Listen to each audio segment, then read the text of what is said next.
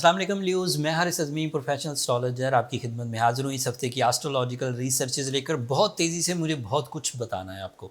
ये वीक 1 नवंबर से so on 7 नवंबर को है, लेकिन अगले हफ़्ते पहले ही दिन चाँद ग्रहण होगा एंड वो आपकी ज़ात पर गहरा असर डालेगा। चाँद ग्रहण आपके 10th एंगल पर, आपके कैरियर एंगल पर है, उसे इग्नोर मत करिएगा। उसके लिए मैंने एक वीडियो अलग से प्रॉपरली बना दी है मुकम्मल तफसील के साथ, वो नीचे डिस्क्रिप्शन में लिंक है, आप एक नज़र उसे देख लीजिएगा। सूरज को खुद जो आपका रूलिंग प्लैनेट है, इसे 25 अक्टूबर को ग्रहण होकर हटा है और रूल्स ऑफ एस्ट्रोलॉजी के मुताबिक इस ग्रहण के असरात तकरीबन 7 नवंबर तक रहेंगे। 8 नवंबर को चांद ग्रहण हो जाएगा और वो फिर एक नई कॉम्प्लिकेशन पैदा कर देगा आपकी जज्बाती कैफियत में। तो आपको इस टाइम में कुछ हफ्तों के लिए, मतलब जो नवंबर का पहला हफ्ता है और जो नवंबर का दूसरा हफ्ता है, चांद ग्रहण की वजह से आपको अपनी जज्बाती कैफियत पर खुसूसी नज़र रखनी होगी। बहुत ज़्यादा किसी चीज़ की तरफ दिल खिंच रहा है, परफेक्ट है तो कर लीजिए, लेकिन अगर एमी खाम खा की ख्वाहिश पैदा हो रही है तो फिर अपने आप को कंट्रोल करिए। अगर बहुत गुस्सा आ रहा है, कोई हकीकी वजह है तो ठीक है, लेकिन कोई हकीकी वजह है भी नहीं है, भी बैठे बिठाए लोगों के सिर्फ आपसे बात करने से ही आपको गुस्सा आ रहा है, लोगों का आपसे आपकी राय पूछने पर ही आपको गुस्सा आ रहा है, लोगों का अपना हक आपसे मांगने से वही आपको गुस्से में कन्वर्ट कर रहा है, आपके प्यारे अगर आपके साथ कुछ टाइम गुजारना चाहते हैं उसी पर आपको गुस्सा आ रहा हो, अगर किसी एम्प्लॉय ने आपसे कोई जर्नल सी डिमांड कर लिया उसी पर आपको गुस्सा आ रहा हो, तो that means you are extra sensitive and that is very expected, specially in your career area. मतलब अगर आप एम्प्लॉय हैं या आपके एम्प्लॉयज़ हैं, दोनों सूरतों में ये इरिटेटेड बिहेवियर एक्सपेक्टेड है। सो उसके लिए आपको अपने अंदर नज़्म व ज़ब्त रखनी होगी। नज़्म व ज़ब्त रखने के कई तरीके हैं। एक तो बात मतलब प्रेजेंस ऑफ माइंड से करिए। प्रेजेंस ऑफ माइंड बंदे को बता देती है कि किस तरह करनी है। लापरवाही में बातें जो की जाती हैं वो आदत होती है। तो ये जो सूरज के ग्रहण या चांद के ग्रहण के असरात हैं, ये आदत पर असर नहीं करेंगे। मतलब 8 दिन में आदतें नहीं बना करती। सादा लफ्ज़ों में अगर इसका इम्पैक्ट 8 दिन रहा तो आदत तो नहीं बनेगी। 8 दिन में बंदा आदी नहीं होता किसी चीज़ का। लिहाजा अगर आप प्रेजेंस ऑफ माइंड से काम करेंगे तो हो जाएगा। प्रेजेंस ऑफ माइंड से आप अपने मोमेंटम ऑफ सक्सेसेस को भी सस्टेन कर सकेंगे। आपकी मेमोरी भी उतनी ही स्ट्रॉन्ग रहेगी, आपके बिहेवियर्स भी उतने ही स्ट्रॉन्ग रहेंगे एंड आपका मिशंस की तरफ दिलचस्पी भी उतनी ही स्ट्रॉन्ग रहेगी अगर आप प्रेजेंस ऑफ माइंड से काम करेंगे। एंड इसके वाइस वर्सा अगर आपने प्रेजेंस ऑफ माइंड नहीं रखी तो non decisive behaviour, lethargic condition, irritated mood swings, harsh talk and opportunities का मिस कर देना, क़ुव्वत हाफ़ज़ा का कमज़ोर हो जाना, कम्युनिकेशन स्किल्स नॉन मैजिकल, जिसकी वजह से सामने वाला आपके बारे में राय गलत कायम करे या आपसे दूर भाग जाए, आपके डील मेकर्स आपसे दूर भाग जाए, दोज थिंग्स आर पॉसिबल और इसको आपको ध्यान से डील करना चाहिए। फिर मरकरी आपके 4th एंगल पर है, ये एक अच्छी पोजीशन है। मरकरी 4th एंगल पर आपके लिए आपकी अक्ल व जहानत के इवज़, आपकी प्लानिंग के इवज़ आपकी ज़िंदगी में सुख लाने के लिए काफ़ी होगा।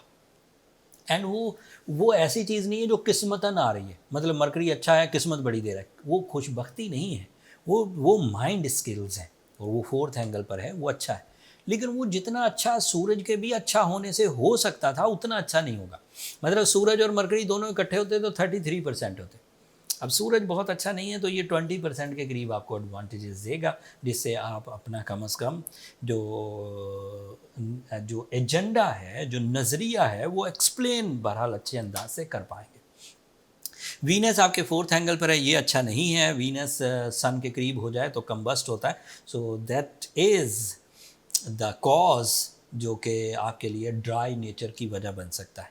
तो लेकिन ये शॉर्ट टर्म है, ज़्यादा लंबा नहीं चलेगा, ठीक हो जाएगा। एंड रेमेडीज़ भी मैं एंड पर दे दूंगा, इसको आप बैलेंस कर सकेंगे। मार्स जमनाई एंगल पर आपके 11th एंगल पर रेट्रोग्रेड हो गया होगा 30 अक्टूबर को। ये वीडियो वैसे 30 अक्टूबर से पहले ही मिल जाएगी आई होप आपको। तो लेकिन मार्च 30 अक्टूबर को रेट्रोग्रेड होगा और उसकी रेट्रोग्रेशन आपको 3 नेगेटिव इम्पैक्ट दे सकती है।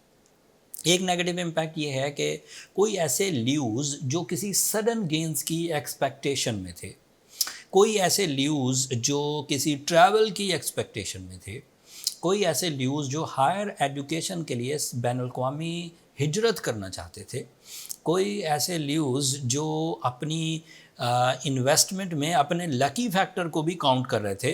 अब अनफॉर्चुनेटली 30 अक्टूबर के बाद ये सब चीज़ें कम से कम आधी रह जाएंगी। मार्स 70 दिन के लिए रेट्रोग्रेड हो जाएगा 10 जनवरी 2023 तक। एंड इस दौरान वो जो सडन गेन कॉन्सेप्ट है वो मध्यम पड़ेंगे, कमज़ोर। दूसरा इम्पैक्ट, इस वक्त प्रॉपर्टी में इन्वेस्ट करना मुनासिब नहीं है for the ल्यूज only for 2 months, approximately for 2 months। And इसी तरह अगर प्रॉपर्टी बेचना है तो उसके लिए भी अभी थोड़ा सा रोका जाए। सो एवरेज से रिजल्ट्स मिलेंगे। अगर कोई बड़ी हंगामी सूरत हाल है कि आपको बेचना ही बेचना है तो फिर ठीक है, लेकिन अगर आप रोक सकते हैं और आपको कोई ख़ास ज़रूरत नहीं है पैसों की, तो अभी इस इन्वेस्टमेंट को, प्रॉपर्टी इन्वेस्टमेंट को अभी इसी तरह चलने दीजिए। एंड ये 9th एंगल का भी रिप्रेजेंटेटिव है ल्यूज़। सो 9th एंगल की कमज़ोरियाँ आपको अपने सीनियर्स के साथ थोड़ा वो क्या कह सकते हैं, अनकंफर्टेबल करेंगी। नॉन कनेक्टेड बिहेवियर्स, उनकी बातें आपको समझ नहीं आएंगी, या आप उन्हें तवज्जो नहीं देंगे, या इवन आप उन्हें अहमियत नहीं देंगे। तो this is not a good sign. आपके जो सीनियर्स हैं या आपके फैमिली मेम्बर जो आपसे बड़े हैं उनका ध्यान करिए ताकि आप उनसे अपनी शफ़क़त हासिल कर सकें। सैटर्न डायरेक्ट हो चुका है, 7th एंगल पर है, प्रॉपर काम कर रहा है, that is more than enough. आपकी फैमिली लाइफ स्टेबल चलेगी। आप अपनी फैमिली वेलफेयर के जिन मकासद को अपनी ड्यूटीज़ के तहत पूरा कर रहे हैं वो पूरा कर पाएंगे।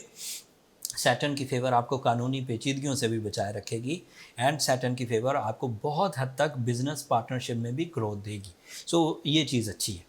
अगर तो आप अपनी सलाहियतों से, चाहे एक्लिप्सेस आ चुके हों, चाहे मार्स रेट्रोग्रेड हो रहा हो, चाहे वीनस कम्बस्ट हो, उसके बावजूद आप अपनी सलाहियतों से ही अपनी ज़िंदगी को भरपूर कामयाबियों की तरफ लेकर जा रहे हैं। So you are strong and there is no need for any type of remedy. But अगर उलझनें बढ़ रही हैं तो एवरेज उलझनों के लिए सूरह Shams 5 times in a day पढ़ना बहुत अच्छा रहेगा। This is a treatment. दीगर जो आप तिलावत कुरान मजीद करते हैं वो ज़रूर करिए, बट 5 times सूरह शम्स पढ़ना, दैट इज़ ट्रीटमेंट। वो ट्रीटमेंट के ज़िम्मे में आएगा। एंड साथ में एज अ ल्यू रूबी पहना जा सकता है। रूबी के साथ एमरल्ड एंड ब्लू सफ़ायर, ये स्टोन्स भी ऐसे हैं जो आपके लिए फ्रेंडली होंगे और इस प्रॉब्लम को बैलेंस कर सकते हैं। ये टोटल इन्फॉर्मेशन थी ल्यूज़। अगर ये चीज़ों से ठीक हो जाए तो अच्छी बात है, अगर इन चीज़ों से भी ठीक नहीं होता तो then go with your personal calculations. And personal calculations के लिए नंबर नीचे चलते रहते हैं, आप इन पर रब्ता करके अपने लिए टाइम ले सकते हैं। वो फ्री फोरम नहीं है ल्यूज़, होपफुली आप अंडरस्टैंड करेंगे। अब अगले हफ्ते पहले ही दिन चांद ग्रहण होगा 8 नवंबर को, उसकी वीडियो मैंने अलग बना दी है। उसके अलावा जितने एस्ट्रोलॉजिकल इवेंट्स आएंगे उनकी डिटेल वीडियो के साथ आपकी खिदमत में दोबारा फिर हाज़िर होऊंगा। तब तक के लिए मुझे इजाज़त दीजिए। अपनी दुआओं में मुझे और मेरी टीम को ज़रूर याद रखिएगा। चैनल को सब्सक्राइब करना मत भूलिएगा। अल्लाह ने